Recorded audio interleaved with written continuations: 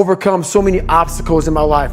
This last 30 miles of this race is when I realized a human being is not so human anymore. We have the ability to go in such a space if you're willing to suffer, and I mean suffer. Your brain and your body, once connected together, can do anything. And this 30 miles was the life-changing moment. I was out of it.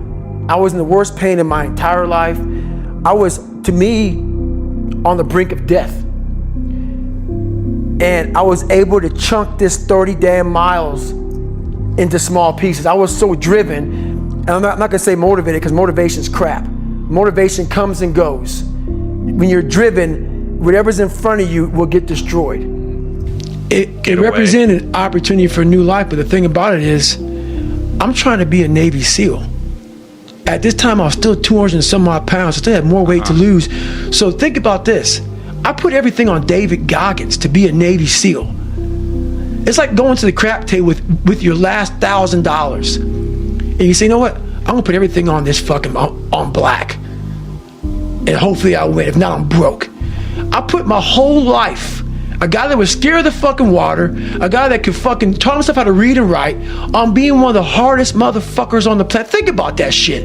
A guy that came from nothing. I put my whole life, and I'm gonna go out here and put everything on David fucking Goggins to be a Navy SEAL. Not to go be a fucking, Boy Scout or some shit. A Navy SEAL. And I look at that, and I did all this shit just to get the opportunity to succeed. That's what people don't fucking understand, man. And people see the end result. I remember that guy saying, my God, man, I can't believe what the fuck I've just done. I put everything, ruin relationships, ruin this, ruin that, put everything on. In fact, I have to become someone in this world, or I'm no good for anybody. Where does that come from? Where did that compulsion, that drive? It comes from a disgusting place of not being fulfilled in your life, of afraid of dying, having never accomplished anything. That's a fear that some people run away from, that people don't want to face. When you have a real fear of dying and being just another person, that I live to pay the bills, I made $1,000 a month. This is my life. I spray for cockroaches, man. If that makes you feel good, that's great. It didn't make me feel good. I wanted to, the first time in my life, after 26 years, it was 24, 25, wherever it was, I wanted to feel good about myself. And that was the ticket for it. Yeah, I mean, So I sat in this chair, and I was so driven to succeed in this race. And at this time, everybody goes, were you thinking about the guys that died? And I'm not gonna lie to you, I wasn't.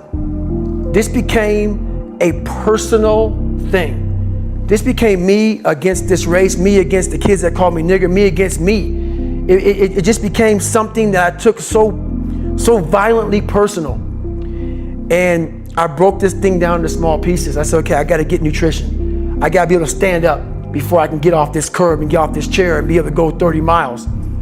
So I went through all these small steps, and I was able to stand up. And then from standing up, I was literally walking around with my wife at the time, and she goes, you're not gonna make the time. She goes, you're walking like 30-some minute miles. I got to mile 81, and the second she said that I'm not gonna make the time, I ran the last 19 miles nonstop.